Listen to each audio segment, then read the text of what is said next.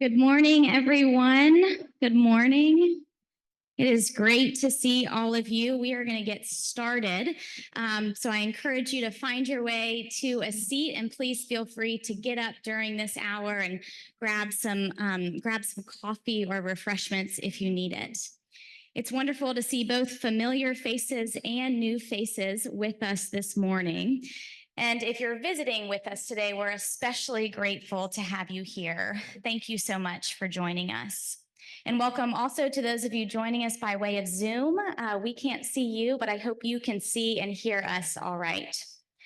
For those of you who I do not know, my name is Mary Kate Sykes, and I am one of the pastoral residents here at Covenant. And for the past several weeks, I've had the great joy and privilege of corresponding with our guest today, Dr. Azeem Elahi. In just a moment, I'd like to offer a few words of introduction and a bit of framing for this hour together, but I'd first like to open us with a word of prayer. Would you please pray with me? Gracious God, we gather together this morning in one place, but we come from many places. Some of us come into this one place harried and hurried, others at peace, seeking Sabbath. Others still come uncertain of what they'll encounter, and yet prayerful that they'll encounter something. And so we pray this morning, oh God, that you'd meet each of us exactly where we are, that you'd quiet whatever distracts us, that you'd make sustainable that which grounds us, that you'd nourish the varied yearnings for growth. Equip us with postures of appreciative inquiry, that we might learn and grow and discern how it is you are calling us to live and embody lives of faith. Through Christ we pray. Amen. As many of you know, these first few weeks of summer at Covenant, at least in the education world, have had a focus on discernment. When plans were being made for this study, for this exploration, Grace Linval and I talked through some of the key practices and characteristics of discernment. We landed on a few: paying attention, listening, identifying gifts, tending to the pain of the world. It's that last one I'd like us to hold in mind and in heart today: tending to the pain of the world. Frederick Buechner's well-known quote speaks to this piece of discernment. He says, "The place God calls you to is the place where your deep gladness and the world's deep hunger meet." We have the privilege today of hearing from Dr. Azeem Elahi, an esteemed physician who specializes in pulmonary and critical care medicine in the greater Charlotte area. Dr. Elahi is well known for his exceptional clinical and procedural skills and for his compassionate approach to patient care, which is characterized by open dialogue and by shared decision-making. He values collaboration among healthcare professionals and advocating for a team-based approach to patient care. Dr. Elahi earned his medical degree from Ross University School of Medicine and completed his internship and residency at the Brody School of Medicine at East Carolina University. He's received any number of honors throughout his career: the Castle Connolly Top Doctor Award, the ICU Resident of the Year, and the Critical Care Fellow Profound Dedication to Patient Care Award. His commitment to global health initiatives have led to his participation in a number of medical missions, which is what brings him to us today. Dr. Elahi joins us to share a bit about his recent time in Gaza, where he served alongside 3 other American doctors as a part of a medical missions trip with IMANA, the Islamic Medical Association of North America. This recent experience and his choice to participate undoubtedly brought Dr. Elahi close to the pain of the world, to places where there is deep hunger in more ways than one. We will hear from Dr. Elahi for about 35 minutes, 40 minutes or so about his experience in Gaza, what he did, and who he met. He'll also share with us a little bit about the why behind his decision to go and the impact this experience of tending to the pain of the world continues to have on him. We will have a bit of time for question and response. So as we hear from Dr. Elahi, I encourage you to jot down your questions. There is paper scattered about the room, and we'll collect those before we begin our Q&R. Friends, my encouragement as we hear from Dr. Elahi about great challenge and great pain is to pay attention and to listen and to learn about how choosing to tend to the pain of the world very much informs our faithful discernment in our lives of discipleship. With that, would you please join me in welcoming Dr. Azeem Elahi?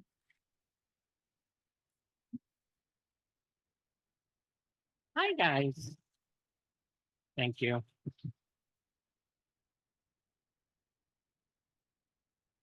Okay. So I'm online. Yes. Good morning. May peace and blessings be upon you all. I wanted to thank my sisters in faith, Hadia Mubarak, who's here, Grace, and Mary Kate, for extending the invitation and making this connection to you all and giving me the opportunity to speak about the experience I had, both in deciding to take this journey to Gaza and also to be a beacon and a microphone for the voices of so many who are suffering there. I wanted to thank my family who have been on this tireless journey with me. They've been traveling with me to different places to speak and have been my support throughout this entire trip and journey. So my wife Lubna is at the table with my two children, Ria and Fayaz. And we have numerous friends, new and old here. And, what I intended to do when I put this slide set together is try to go through a series of stories to help describe the situation that's unfolded and unfolding and collapsing and has collapsed in Gaza. And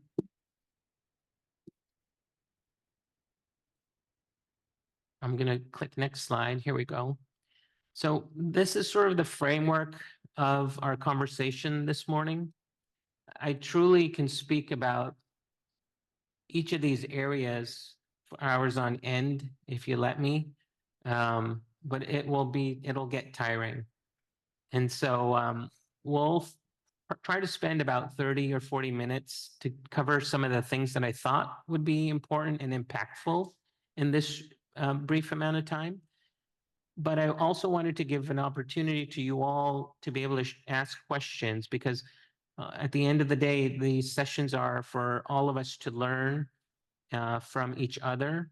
And I have learned already as I've been meeting people and speaking with people in the community, I've learned so much even upon returning, even about myself and my connection to God.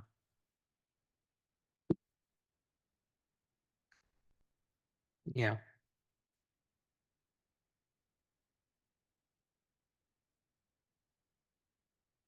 That might have done it there.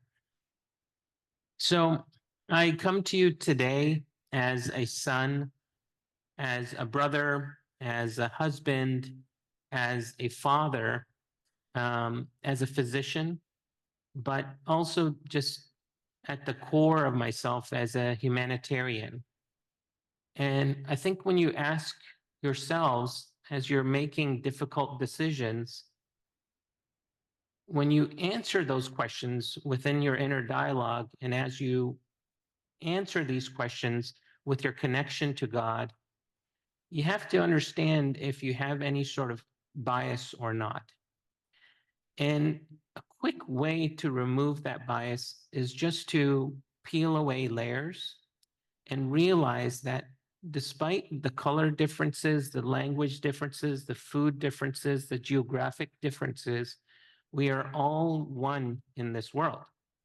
And I think that's so important for us to understand as we see conflicts throughout the globe, not just in Gaza, not just in the West Bank, not just in our own country.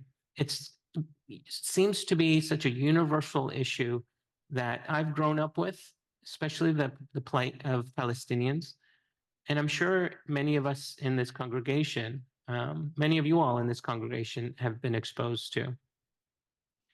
And so if you believe that the human race all unequivocally deserves a life that's dignified, that's free of suffering and oppression, the decision to help comes with ease.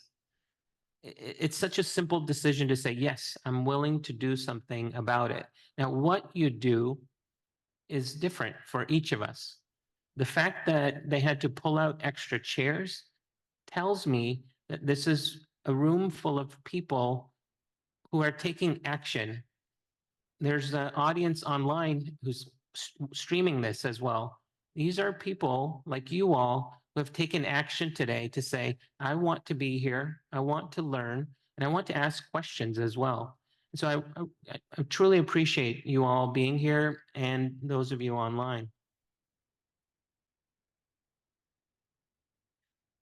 For me personally, the decision to take this journey to Gaza was because I just could not bear witness to more tragedy. I had to understand more in depth what was happening, why it was happening.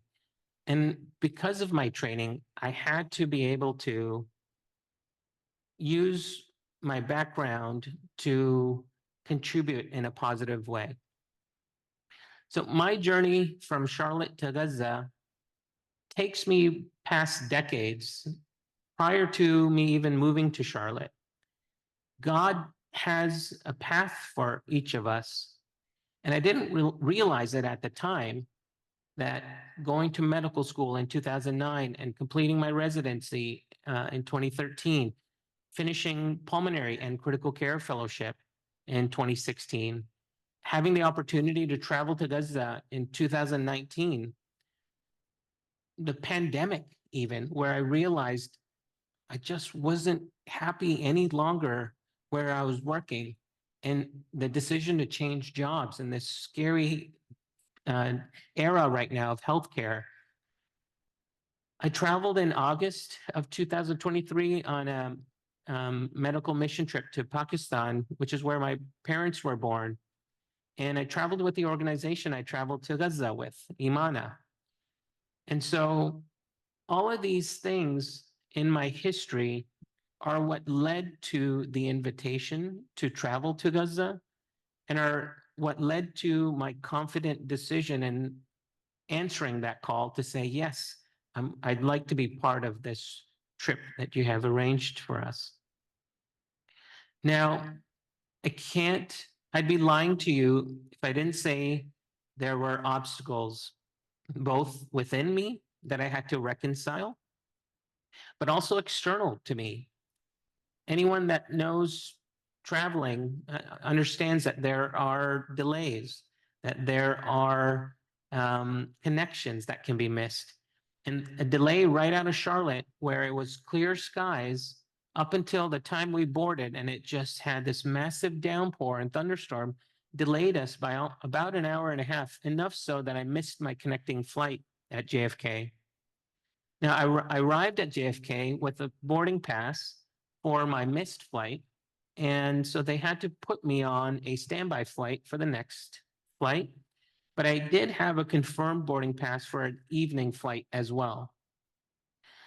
Now, I went to go check in and board the standby flight, and she was verifying my documents. And I discovered at that moment, she discovered at that moment, that my passport was expiring within the next 6 months. So I was 5.5 months a valid date on my passport. And she said, I'm sorry, you cannot board. Now imagine that devastation of this mental preparation, this supportive preparation from this community around us, only to hear that news. I'm sorry, you're not going to be able to board. In Charlotte, I had checked in 8 large duffel bags full of medical supplies. And so my mind went straight to the people in Gaza. What are they going to do without these 8 huge pieces of parcel that are important with medical supplies? What's my team? I'm one of 4 of this multidisciplinary team. What is my team going to do? And then when I go back home, if I turn around and just go back home, what's my community going to say? What are they going to do? So I was faced with a decision at that moment. And I got on the phone, called everyone I possibly could. I messaged my wife, Libna, and I said, woo is me. And I sat there for several minutes running through all sorts of scenarios, going to DC on Monday for a same-day passport, calling the Egyptian embassy through some contacts.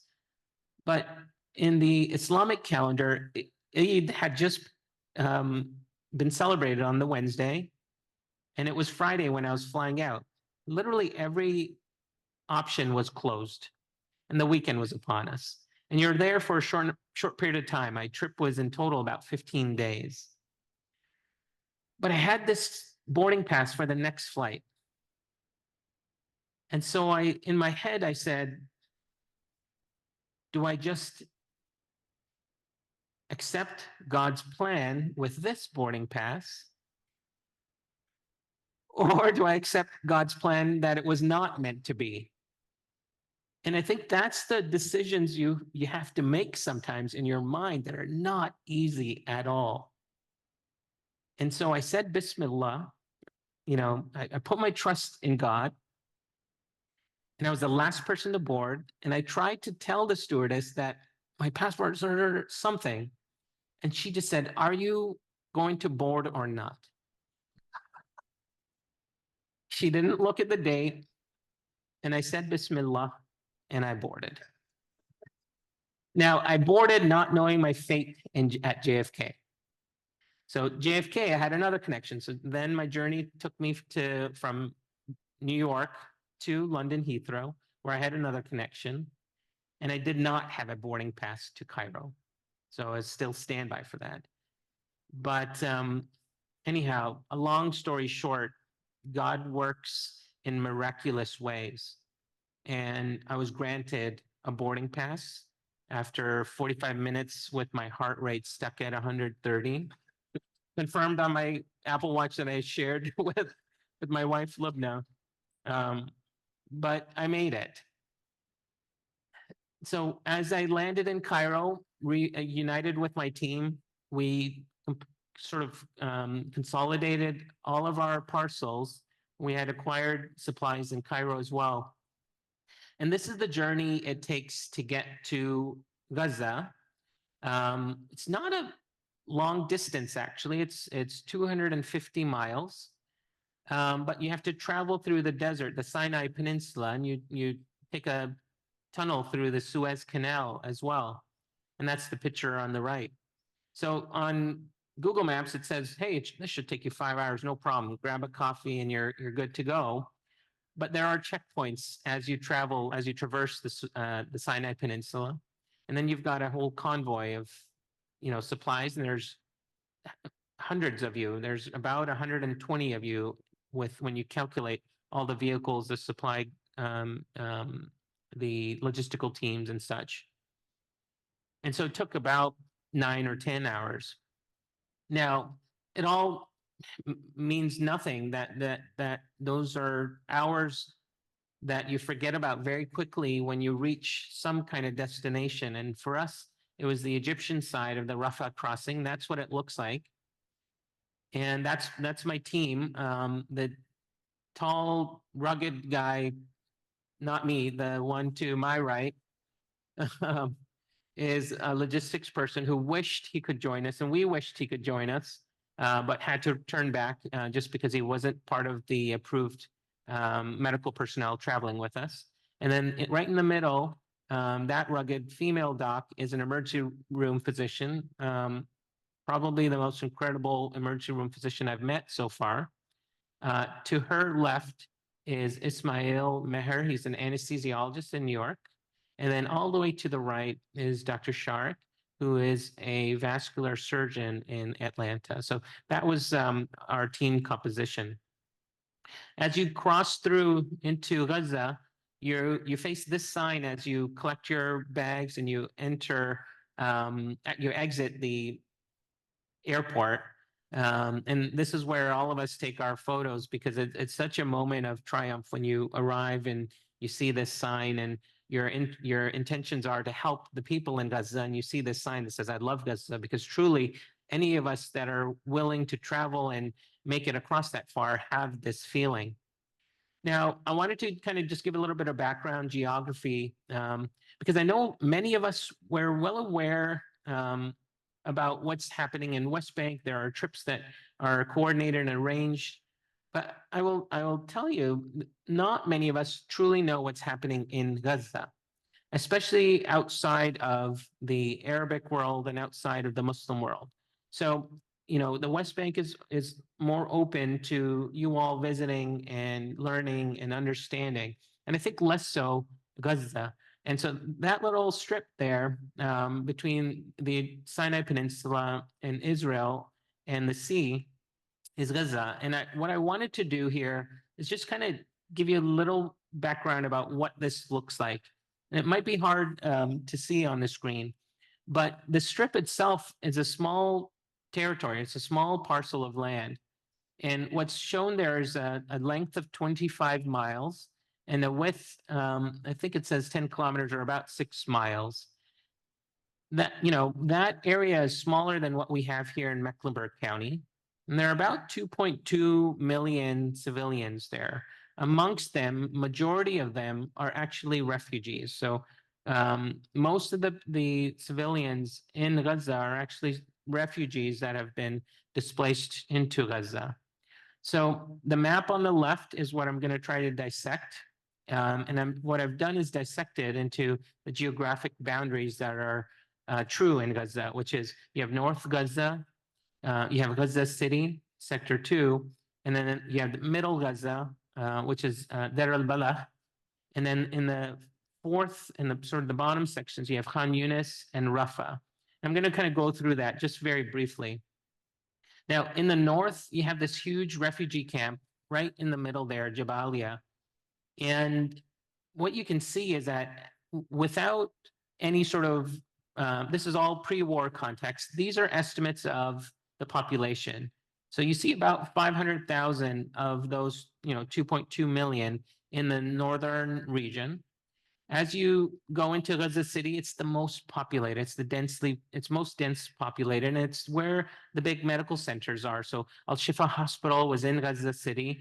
It's a huge area for any foreign medical convoy to enter. Will typically rotate through Al Shifa Hospital, just because they have such access to multi-specialty care. It's the main tertiary care center in the city. And truly the equivalent is to us here in Charlotte is CMC. So when you hear news reports of Al Shifa Hospital, being bombarded and destroyed and operational, I picture CMC when I hear that, and that's how devastating it should be, and it is to people in Gaza.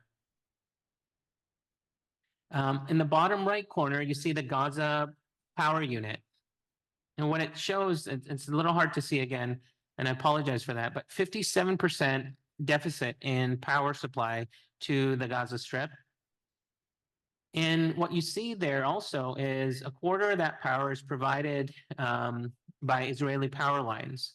So when we talk about siege and when we talk about embargoes and we talk about open air prison and control, if you have somebody controlling the light switch outside of your room, your life is affected by forces outside of your control.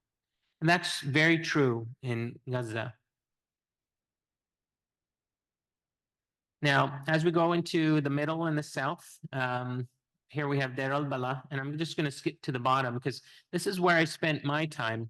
You cannot travel Gaza in 2024 after October of 2023, like I did back in 2019. So in 2019, I saw all of Gaza City. I saw all of Rafah. I saw Deir al-Bala. I saw Khan Yunis. We were up in the north. We saw beautiful strawberry fields. We had wonderful meals. We spent evenings along the coastline. For as difficult as a life as it is there, they still live life faithfully and with love. And they express that to any visitor that comes, including medical teams. So where I spent my time, is down here in the southern portion of Khan Yunis, which borders Rafah. So as we were hearing about the May 6th invasion into Rafah from the east to the center, these civilians that have been displaced from North and Middle Gaza down into this area, and the estimates were about 1.5 million people concentrated in Rafah. They were all seeking care now at the European hospital or Aqsa hospital, the two remaining hospitals, and I'll go into that in a little bit. This is that same I Love Gaza sign. So when the Rafah invasion occurred, the forces made very clear intent on destroying that sign. I just wanted to point that out because, this truly was the area that the only port of entry for any medical convoy coming into Gaza. This was the only port of entry from October 7th onwards, and really teams didn't really start going in until about January, once they had coordination with the UN and COGAT and the Ministry of Health in Palestine. This was the only port of entry. So our duffel bags were really the only main medical supplies coming in. The humans, the medical personnel coming in was through this access point. Now, I'm going to show you kind of the scenes and what it looks like. So we're talking about the conditions now. What do our brothers and sisters in Gaza see when they're walking or driving or are on a cart as they try to migrate?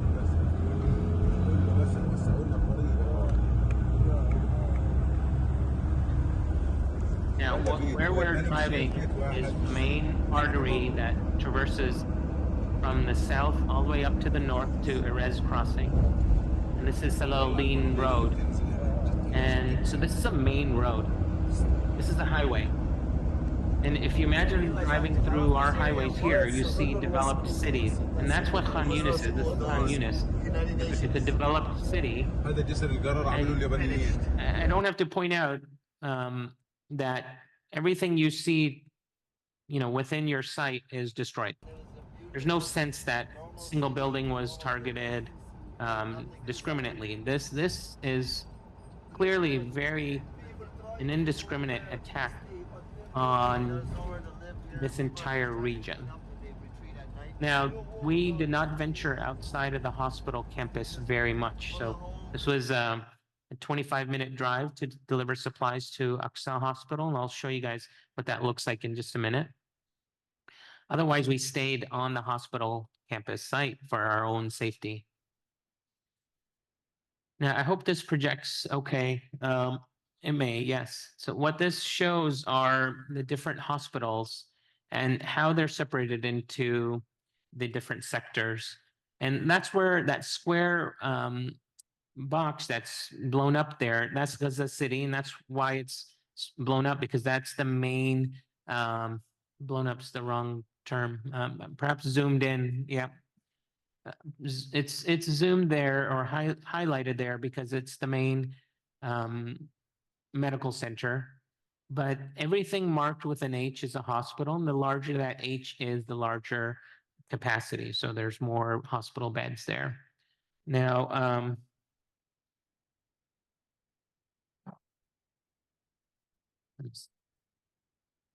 this right here is the European hospital. And just as I was pointing out, this is the southern tip of Khan Yunis, and then down here is Rafah. And so here's Egypt here, and then this is the Israeli border right here. Now, as I click next, these red lines, I use that term intentionally, are hospitals that are no longer functional. So we have 2.2 million people, more than the population of Mecklenburg.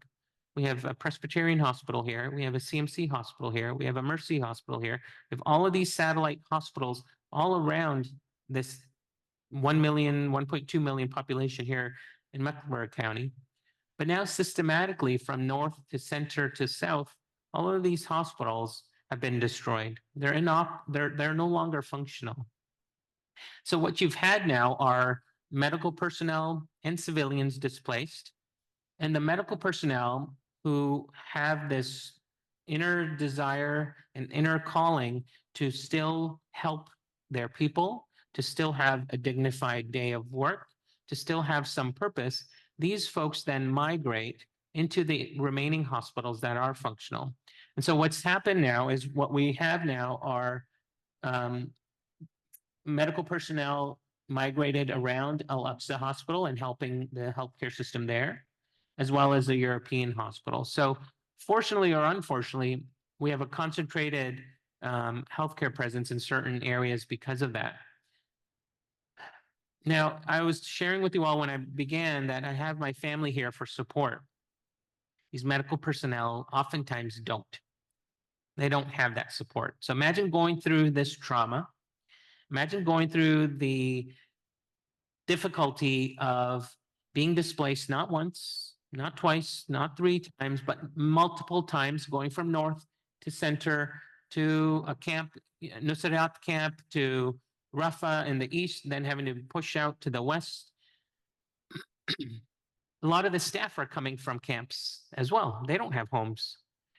And so it imposes significant difficulty in providing care, in morale, in your ability to be helpful. But what I'm going to share with you now are, after I kind of go through, next slide, is what the European hospital looks like. And I think it's that little bar that's up there in the top. If we can X that out, then I can advance perhaps. This is what the emergency room at European Hospital looks like. They've created that extra little tent area because it's hard to cope with mass casualty events, which are a common occurrence. I shouldn't say common, it's a daily occurrence.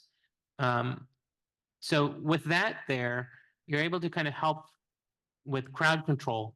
Now, if you look at the picture on the right, imagine all those people around one tray of blueberry muffins. It would be difficult to adequately serve that many people. These people are seeking health care. They're not seeking care for their chronic diseases either. They have a wound, they have a problem, there's something very seriously ill for them to be here waiting in that queue or that crowd to get help. I want to walk you through what it looks like outside of the hospital door. So on the hospital grounds, there are tents everywhere. You can't look in any direction without seeing tents. You can't look in any direction without seeing children. And you can't look anywhere without really understanding that there are people here who have sought refuge in the hospital or on the hospital grounds because they felt as though they could not find safety anywhere else.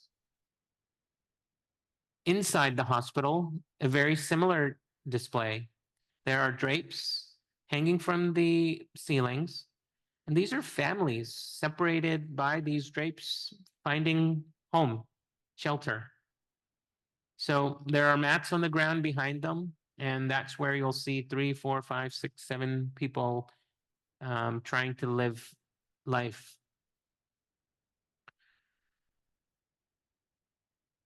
Okay, so let's transition from here and let's just talk about some people.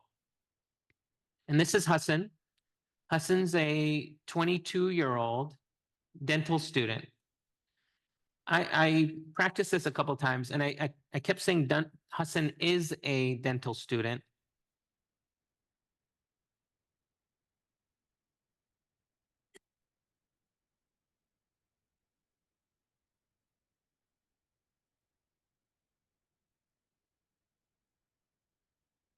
Hassan was a dental student. He's alive.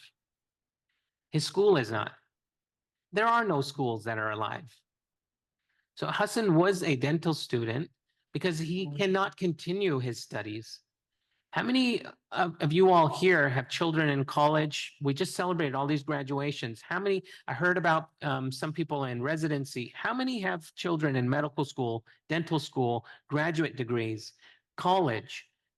Uh, there would be all of us in this room raising their hands because we're privileged to be here right now. And because we're privileged, our children have that privilege. They have the ability to attend school, to further their livelihood, to provide support to their family. Hassan is 22. He had completed 3 years of dental school, and he showed me a video of what life was like I will show you pre-war, some pictures pre-October and 7th, and videos post. of my complete destroyed university as well. So he's showing me how wonderful everything looks. I showed this to a This dentist is my here, a close university friend of ours. She before the said she war. was so impressed with what they had here. This is them celebrating probably graduation. Every night I think over and over again. Not a night goes by without thinking about my unknown and lost future in Gaza. I am in third level of my college. Just 2 years, We had 2 years and I remaining. was going to be a dentist. I lost 3 years and I will start again. Every night I before the sleeping, I collect my age. If I started a new beginning tomorrow, a baccalaureate degree will take 4 or 5 years. If I started in a month, and so on. I am contact with Dr. Azeem and Dr. I'm going to let him speak a little bit further as he speaks about his family's crisis. He has a large family, like many of us here have. His father, his uncle, his grandfather, his aunt, his grandmother. They all have children and their siblings and their cousins. And in total, there are about 120 of them. And they used to live in that, I think it's a 6-story building there, as a large family unit. Here is my home before and after the war. Yes, it was completely destroyed. It was 5 floors for my father and my uncles, and it was completely leveled the ground. And then what is going to This describe is next our tent is before the current division. living situation. I will show you a video after the division. This is my tent after the division.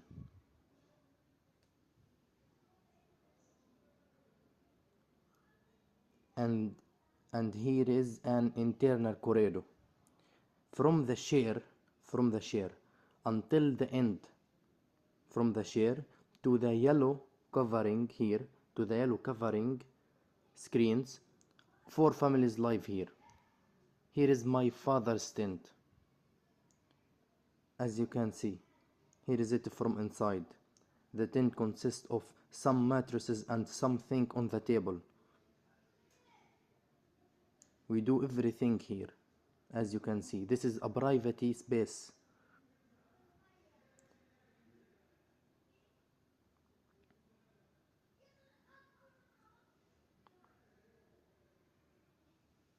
And here is my uncle's tent. Of course, the tent was divided with a simple covering screens. And here is my uncle, my other uncle. 4 families living here in this space. Here is the kitchen. for all families. My family and my uncle's family all use it, as you can see. And after 220 days during the partition, they decided to make a simple bathroom so that they would not wait in a line every morning to use a dirty bathroom without the water. As you can see, this is bathroom from simple covering screens.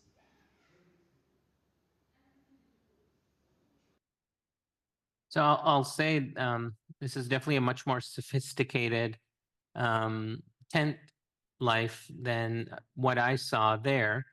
And it's because there are numerous family members there sharing in this space, and they want to be together. They want to be able to support each other.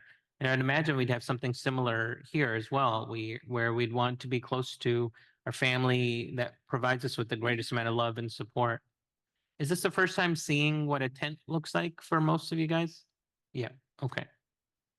Because he really insisted on filming that and sharing that. He sent that to me afterwards. He traveled with us on that route when we went from European Hospital to Aqsa Hospital, because he's stationed at the International Committee for Red Cross Hospital where we were sleeping. And he's the interpreter there now. So he's just volunteer as an interpreter. He hadn't seen his family for 4 months. And so he took that opportunity. He asked us, he said, "Docs, can I travel with you all to Aqsa Hospital? Because my family lives in a tent in Dar al Balah, which is just north of Aqsa Hospital." So that was his moment to reunite with his family briefly and, regain that support and love with an embrace. And so, he wanted to share that with me before we left. This is Hala. She's 4 years old. This is pre and post war. And by war, I mean October 7, because war in Gaza has been decades long, but I mean just more recently. She suffered burns from her waist down, 30 to 40% burns. The burns were so severe that you could actually see, it's graphic. Let's just put it that way. And these are situations that cause a lot of pain. And especially when you're doing dressing changes. So our organization Imana was a joint trip with Heal Palestine. Heal Palestine's an organization that just started in the new year to help patients that are in Gaza evacuate for medical care. We had coordinated Hala's evacuation to Boston Shriners Hospital. So we had a team that had accepted her care. She had her passport and all of the documentation arranged. And in prep for that, she was transferred to the Indonesian Field Hospital, and that's staffed by the MSF, Médecins Sans Frontières, Doctors Without Borders. That was May 6th, she transferred. And then, I shouldn't say May 6th, May 5th, she transferred. May 6th is when Rafah invasion occurred. And May 8th, she passed away from her complications from sepsis. So I think when we see the videos of invasion and of destruction, there are countless downstream after effects of every action. And the invasion of Rafah, from a healthcare, from a medical standpoint, the downstream effects on an already collapsed healthcare system have been they've been incredibly malicious. And it was so with Hala as well. Now, Hala represents one of thousands, guys. There are so many innocent women, children who have similarly tragic stories. Hala survived the initial burns. There are so many that have not survived even the initial assaults. Yasin has survived. Yasin is 10 years old.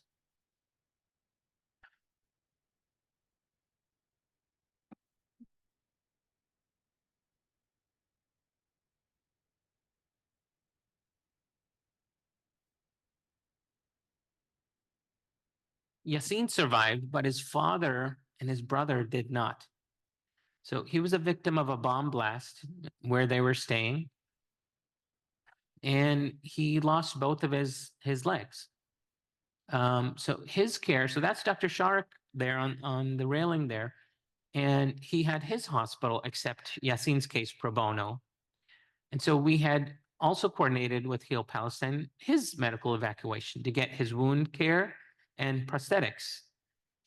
But again, May 6th happened. The Rafah crossing was bombarded, and you can no longer evacuate patients until we have some kind of alternate arrangement made. It's June 9th today, so a month has elapsed now since Rafah has been invaded. There are 30 days under these conditions. I sent a message yesterday evening to find out where Yasin is and how he's doing, because he had to be discharged from the hospital. Even in the best of circumstances here in the United States, in Charlotte, he'd go home with home health. He'd have a wound care nurse. They'd change his dressings. Maybe he'd get antibiotics. He'd have some wounds seeping. They'd treat him. There's no such thing over there in this current era. You just can't have that any possible way. So I didn't want to leave you, obviously, with just those with distressing stories, because amongst all of that, there is joy somehow. Even I found joy somehow to balance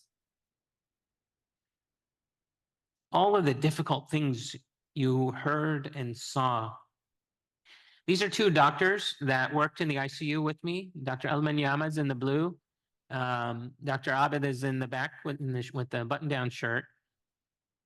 They had completed medical school. They had started their residency. So in order for us to really start practicing, you have to complete residency training and fellowship training in order to really subspecialize. So both of those doctors were practicing anesthesia critical care. It's very common in Great Britain and Canada, where you bundle anesthesia and critical care. Here in the US, we bundle pulmonary and critical care. So July 1st, they had just begun their residency training. And then we at Shifa Hospital. And then we saw obviously what happened to Shifa Hospital. So there are training halts. But they show up day in, day out, unpaid. They're there because they want to learn. We offered them training. They have an ultrasound device that one of the foreign teams have donated a year ago. And we're training them on effective use and efficient use of portable ultrasound. He's drawing an arterial blood gas. We brought them a bunch of sterile equipment to use. The team operated on numerous patients. These are shrapnel injuries. These are blunt force injuries. This case here is a vascular insult from shrapnel. So as bombs blast, metal debris will penetrate the body and cause vascular injury that causes bleeding. So they have to correct that. But the teams we work with, you can still see hope and love and God in them. They're smiling despite that. Dr. Osama, he's the vascular surgeon on the cot there. He has a son, and he's having to function under these deranged circumstances. And there's no post-call day. You're not off. You're working every day, and you're not being paid at all because there's no system in place for that right now. And so he was happy to receive some surgical trays that were, remnants of our healthcare system here, our, bloated and exorbitant healthcare system we have. In the middle there is Dr. Abdullah. He's the only trained emergency room doctor at the European hospital. He lives in the hospital because he knows if he goes home, who will take care of the patients in the emergency room? That is the level of dedication these people have. I returned from Gaza with just newfound passion for my own work because I saw how much commitment they had to taking care of their people. That's the ICU team. That was my crew. They would rotate. They actually had a system in place because the ICU was always overwhelmingly full. And so they had to rotate. So that was I think day 2. That's the Chief Nursing Officer of European Hospital with Dr. Chowdhury, who was our emergency room doc. These are the smiles and the type of blessings you receive from people in Gaza. This is just the workroom. It's a tiny little room. He's making coffee for everybody.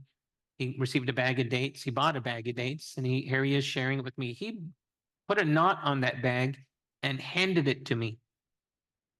I, of course, said no, but I ate 2 of them. They were delicious.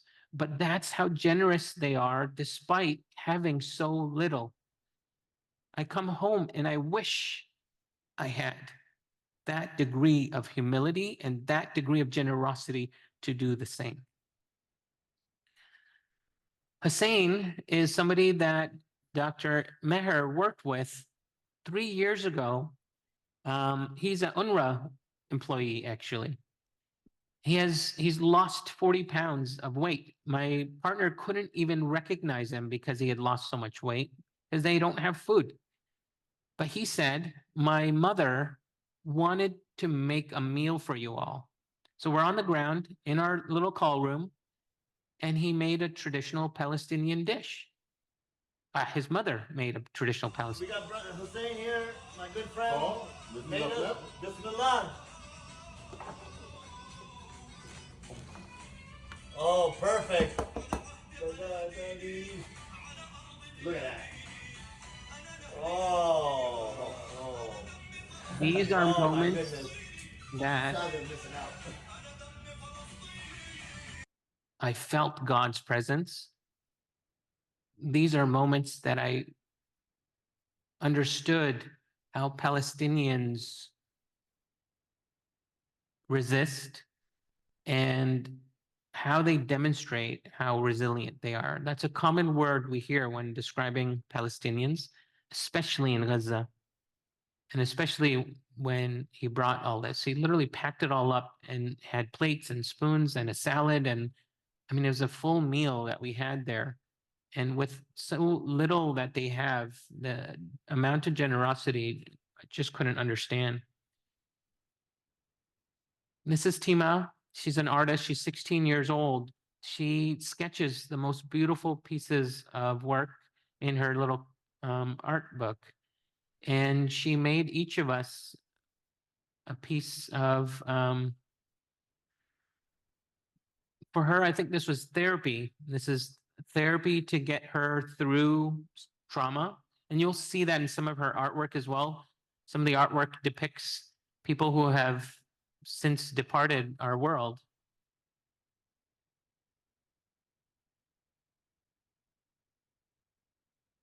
But we're all just watching and we're in awe of how creative she is. This was her cousin who had passed away.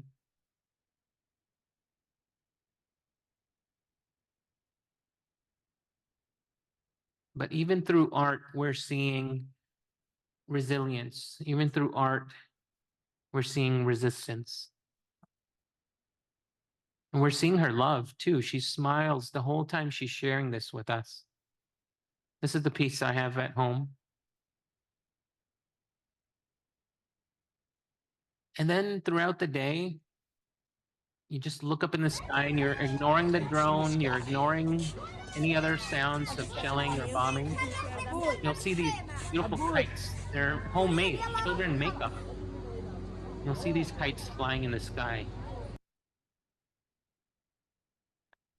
This is Friday prayer. Doctor, I had made sure I didn't miss it. So that was the Friday before we were leaving. And then this was our last day as the children were waving goodbye. And I'll truly, the children, these are the lucky ones, obviously. They're able to walk. They have 2 feet, 2 arms, 2 hands. They're smiling. These are the lucky ones. And there are so many others that just outside here, the wall behind us is the field hospital. That's on the European hospital site, and they're all filled with burn patients and amputation patients. So that's all I have to share right now. I truly appreciate you all being here. Thank you for your attention. I appreciate you listening to the voices of people in Gaza.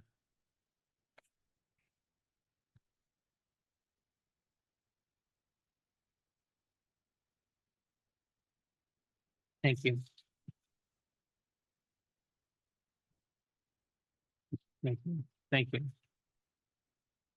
Thank you, Dr. Elahi. Looking at time, I'm going to offer one question to Yes. kind of close us out. But what I want to do is encourage all of you to still make a note of any questions that you might have at your, make a note at your seats. And we have a little bit of time between now and worship at 11. So you might take a moment to linger and chat with your neighbor about that question and what this conversation has brought up for you. So to close us out, Dr. Elahi, I'll have just one question for you. As we continue to wonder how we might respond to the tragedies that you share about firsthand, can you tell us what resources guided you to respond in the way that you did? It's multi-layered answer to that. The first layer was my family. I had to share with them, the intention to travel to a place like Gaza.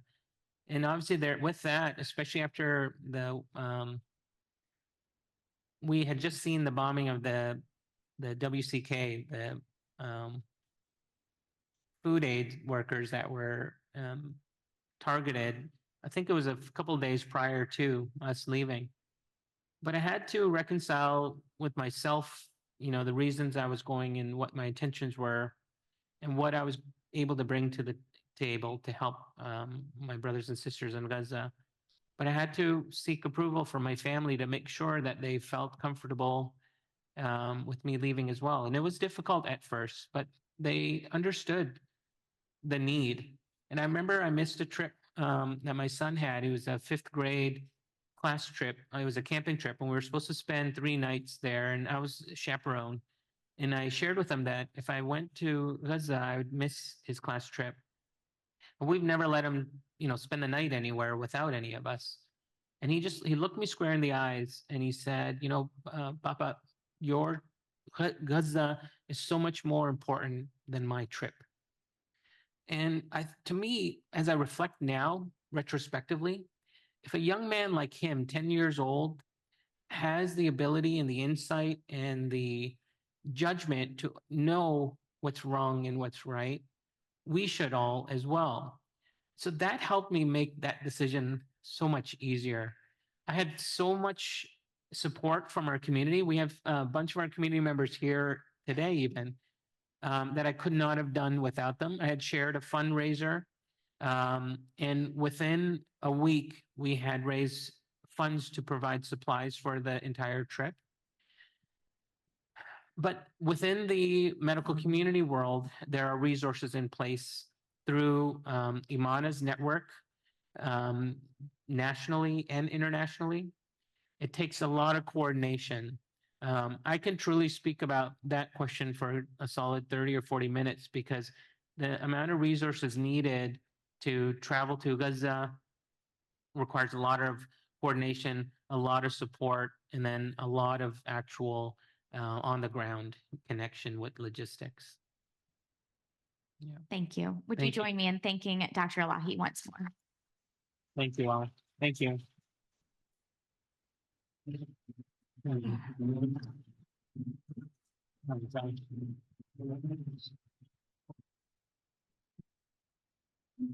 Thank you so much. I thank you all so much for being here. And please, ask everyone I met in Gaza had was just share our stories. And I hope I've shared enough for you all to be able to say, I heard this story, and hopefully you all can share it amongst your communities as well. Thank you so much for joining us. It feels fitting to close with a brief word of prayer, so would you join your hearts with mine? Gracious and loving God, be near to all your children, near and far. Stir within us hearts of compassion and kindness, and make us ever attentive to the pain of the world and to how it is you're calling us to respond. Amen. Amen. We will continue this conversation on discernment with Sunday school next week in the Welcome Center. So feel free to ask me about that if you have questions. And in the meantime, you're invited to join us for worship at 11 o'clock. Go in peace.